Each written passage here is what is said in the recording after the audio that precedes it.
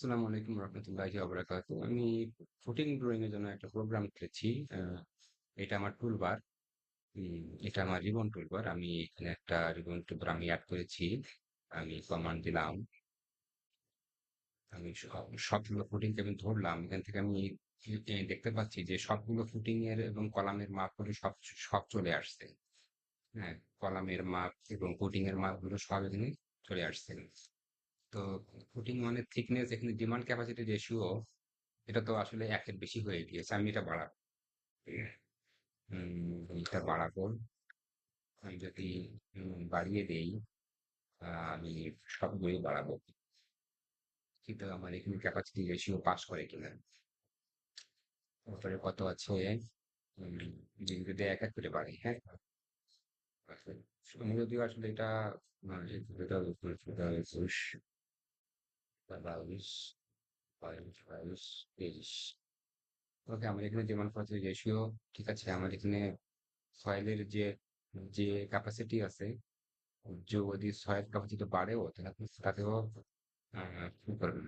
ওকে, তো আমি এখানে এস্টিমেটটাও চাচ্ছি। আমার এখানে গ্রেড বিমের মাপ দেওয়া আছে 18 ইঞ্চি। গ্রেড বিমের প্রস্থ দেওয়া আছে ইডিএল দিয়ে আমি 30 ইঞ্চিতে ইডিএল।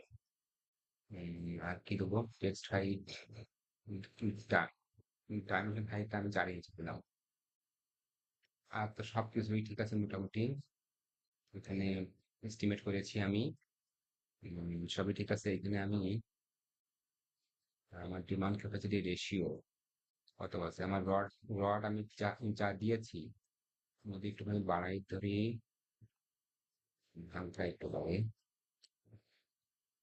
ওকে, এবার আমি ড্র করবো। আমি এখানে ক্লিক করছি।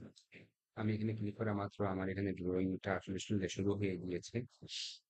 উম, মানে এখানে ড্রয়িং, ডিজাইন এবং এস্টিমেট মানে সবগুলোই একসাথে হচ্ছে আর কি। এবং এস্টিমেটও হয়ে যাবে। এস্টিমেট এস্টিমেটের জন্য একটা টেবিল হয়ে যাওয়ার কথা। উম, একটা টেবিল হয়ে যাবে নিচে। আর এখানে সবগুলো প্রতিদিন এখানে আঁকা হয়ে যাবে।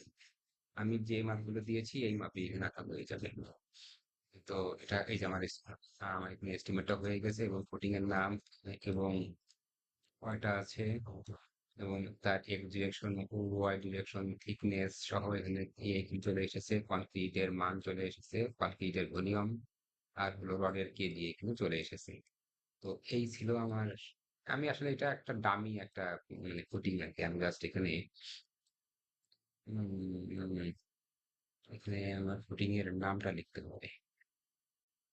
আমার পুটিং এর আর কলামের মাপগুলো লেখার জন্য আমার এখানে একটা পয়েন্ট, একটা সিস্টেম করেছি। এখান থেকে আমি জাস্ট এখানে দিয়ে দিলাম। এতে করে আমার প্রতিটা ফুটিং এর নাম আর হলো আমার কলামের নামগুলো এখানে চলে এসছে। আমার এটা 13 নাম্বার যেটা কলাম আছে, আমি যদি একটু ধরতে চাই দেখে তো আসলে 13 নাম্বারটা এখানে প্রপারলি বসছে কিনা। হ্যাঁ, এখানে কিন্তু বসে গেছে 13 নাম্বারটা।